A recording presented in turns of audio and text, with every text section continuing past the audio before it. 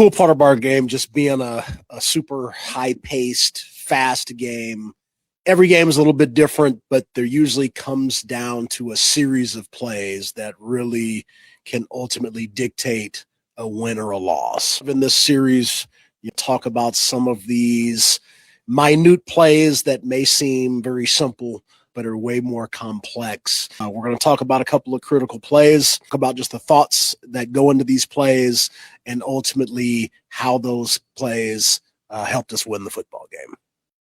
So played a pretty good first half. The art of winning the games really comes down to halftime adjustments. When you're in a championship game, you can't expect to win big all the time.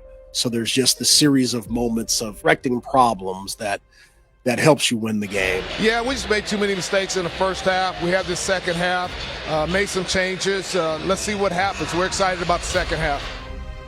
Coach Arbet did a great job of coming out. The problem that we had in the second half was we discussed this in the game leading up to it. We had a young man, Armani Carey, who was playing their nose guard, a kid, Roger Perry, that was playing one of their defensive ends, and then Jaquan Artis, who was a very capable pass rusher. And in the course of us getting ready for the game, they have a real lively, defensive front. The one thing that I kept coming back to was number 92, who is Roger Perry II. He spent a little bit of time in the NFL. He has an NFL get off.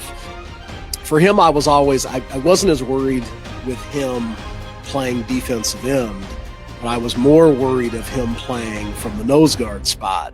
Not that they had utilized him at nose, but he was definitely somebody that we talked about that if they started to rotate their line, that he could create some mismatch problems for us. And so lo and behold, we come out in the second half, and they move 92 to nose, and he could, create some mismatch problems for us. And you've got a all AF1 center, but Roderick has given him a whole bunch of problems. And so we were getting pressured. Number 92 is really giving us some problems. And so we had talked about this all week, and all of a sudden here we are faced with this problem, and it's a bigger problem than we had anticipated.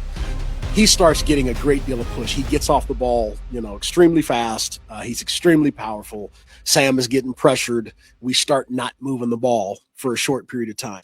We found ourselves in a real big piece of adversity where we really are not moving the ball. A safety in that particular period was a bunch of pressure that he was taking, and it was all because of this move that they made at halftime.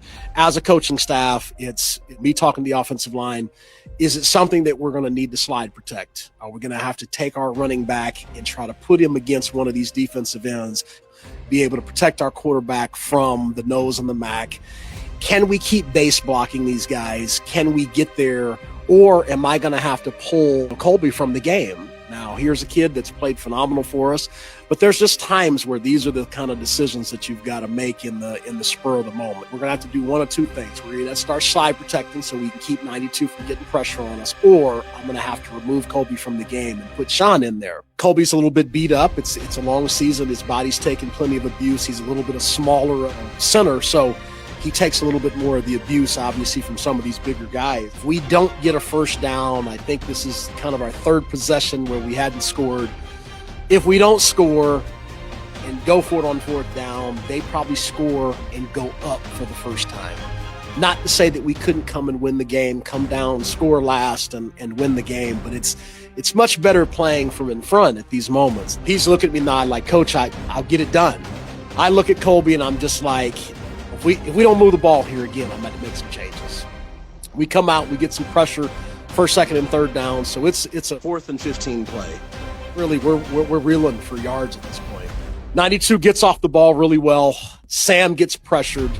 Sam wants to roll out, presses the pocket. We run a little combination that gets Isaiah Scott just beyond the sticks.